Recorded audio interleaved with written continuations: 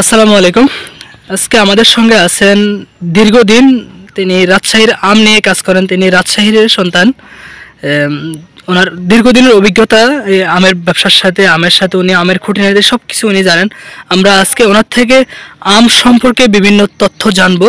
মাহবুব ভাই, আসসালামু আলাইকুম। ওয়ালাইকুম আসসালাম ওয়া রাহমাতুল্লাহ। ভাই কেমন আছেন? আলহামদুলিল্লাহ ভালো আছি। ভাই, আপনি তো দীর্ঘদিন আম নিয়ে কাজ করেন, আপনি রাজশাহীর মানুষ। তো আসলে আপনার থেকে আজকে আম সম্পর্কে কিছু জানতে চাচ্ছি। আচ্ছা বলেন, কি বলতে চান? আমের কোয়ালিটি নিয়ে কিছু বলবেন। আচ্ছা, আমের কোয়ালিটি আসলে মূলত ডিপেন্ড করে হচ্ছে যে মাটির যে উর্বরতা এবং মাটির কোয়ালিটি। রাজশাহীর মাটিটা মূলত আমের জন্য সবথেকে উপযোগী, সবচেয়ে উপযোগী। জি। আচ্ছা। এবং মানে যে সমস্ত মাটি আম চাষের জন্য উপযোগী, এই মূলত বেলে দোআঁশ মাটিতে আমটা ভালো হয়।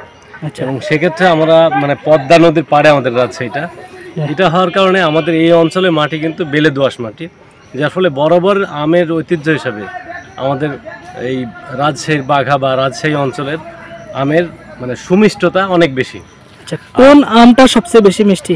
আর আম মিষ্টি বেশি হয় হচ্ছে যে দেখবেন যে একই বাগানে কিছু আম আছে যে মানে ছায়াযুক্ত স্থানে অনেক ঘন গাছ, সেক্ষেত্রে দেখা যাচ্ছে যে ওই আমটা যখন রোদের তাপটা মানে পুরোপুরি গাছে না লাগে, সেক্ষেত্রে আসলে আমের স্বাদটা কমে যায়।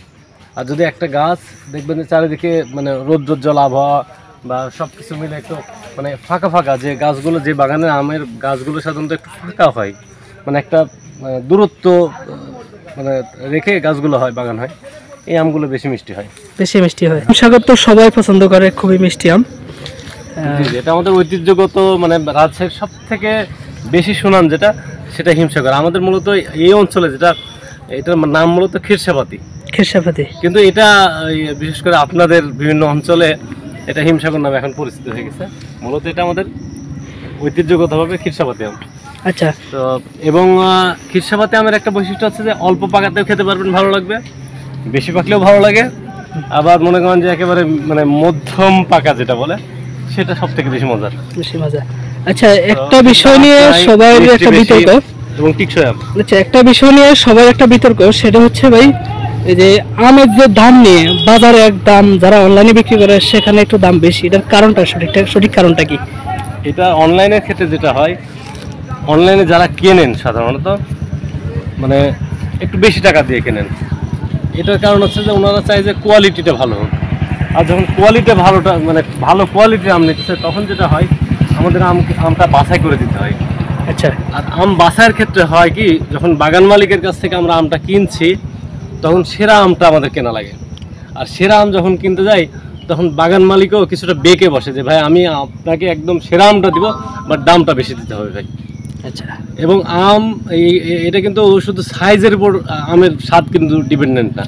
আপনি দেখবেন যে ফজলি আম অনেক বড় হয়, কিছু জাতের আছে আশিনা কিন্তু অনেক বড় হয়, কিন্তু আশিনা ফজলির মতো হিমসাগর কিন্তু বড় না, বাট টেস্ট অনেক বেশি। তো আমের ক্ষেত্রেও একই আম দেখা যাচ্ছে, হিমসাগর আম যদি পুরনো বড় গাছ হয়, সাইজ ছোট, বাট সেটা এত বেশি রসালো মিষ্টি হয়, বা গোপালভোগ বা যে কোনো জাতের আম। এটা হচ্ছে যে যদি আমটা সবসময় মানে বড় পুরনো গাছের আম যদি হয়, সেটার মিষ্টতা অনেক বেশি, অনেক বেশি। বাগান তো যেটা বলতে হচ্ছে দাম বেশি, মানে অনলাইনে দাম বেশির একটা কারণ হচ্ছে কোয়ালিটির ক্ষেত্রে বললাম, মানে কোয়ালিটির ক্ষেত্রে এক্ষেত্রে দাম বাড়ে। আর একটা বিষয় যেটা, যে প্যাকিং।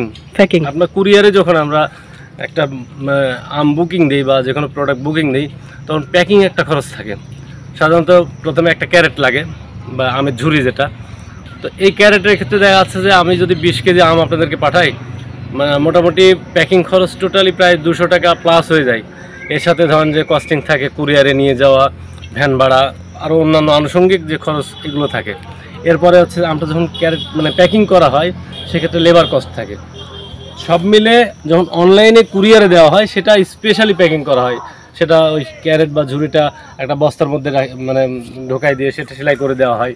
তো কস্টিংটা অনেক বেশি পড়ে যায়। ইভেন যখন কুরিয়ারে নিয়ে যাওয়া হয়, সেক্ষেত্রে ধরেন যে যদি আপনি পয়েন্ট ডেলিভারিতে নেন আপনার এলাকাতে, আপনার জেলা সদরে বা উপজেলা সদরে, তখন দেখা যাচ্ছে যে কুরিয়ারের চার্জটা পড়ে যায় পার কেজিতে প্রায় 16 টাকা। আর যদি এটা হোম ডেলিভারিতে যান, তখন আরও 10 টাকা যোগ হয়। তো পার কেজিতে যখন কুরিয়ারে 26 টাকা পড়ছে, এরপরে পড়ছে হচ্ছে যে আপনার এই প্যাকিং খরচে যদি আমি 200 টাকা একটা ক্যারেটের দাম ধরি, মানে 20 কেজিতে, ওখানে 10 টাকা, তাহলে 36 টাকা। এরপর লেবার কস্ট আছে প্রায় 40 থেকে 50 টাকা ওভারঅল খরচ পড়ে যায়।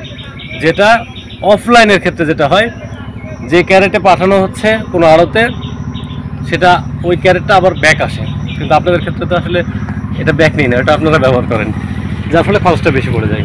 এই বিষয়টা আসলে খেয়াল করা দরকার যে অনলাইন অফলাইন একরকম না। আর অফলাইনে যখন আম কিনেন, আপনি যখন কোনো বাজারে দোকান থেকে আম কিনছেন, এটা 100% কেমিক্যাল, 100% কেমিক্যাল, 100% কেমিক্যাল। মানে আমরা এই এলাকায় এখন এটা হচ্ছে যে কেমিক্যাল আপনি না দিলেও আপনি আড়তে আপনাকে নিয়ে যাওয়ার আগে, মানে আড়তে বিক্রি করার ক্ষেত্রে, পাইকারি বিক্রি করার ক্ষেত্রে সাধারণত ওরা পাকা আমটাই মানে চুজ করে। কেমিক্যাল দিলে তখন এটা মানে শক্ত থাকে, ভালো থাকে, সুন্দর থাকে। মানে সবগুলো আমগুলো পাকা, প্রায় সেম পাকা, মানে অল্প পাকা বা বেশি করে সব পাকা। কিন্তু আপনাকে যখন আমরা অনলাইনে পাঠাচ্ছি, তখন মূলত আমটা একেবারে দেখবেন যে বাড়িতে, আপনার বাড়িতে পৌঁছার পর সব আম পাকেনি, দুইটা একটা। তো এই আমের ক্ষেত্রে যেটা হয় যে একটা দুটা করে পাকবে, আপনারা খাবেন। আর আম খাওয়ার ক্ষেত্রে আরেকটা জিনিস সবসময় মনে রাখবেন, যে আমটা আপনারা রিসিভ করার পরে আমটা মূলত যে ক্যারেট থেকে বের করে বাতাসে মেলে দিবেন, কোনো পেপারের উপর অথবা খড় যদি থাকে খুব ভালো, খড়ের উপর বা পেপারের উপর সুন্দর করে মেলে দিবেন, মেলে রাখবেন। এটা ন্যাচারালি পাকবে।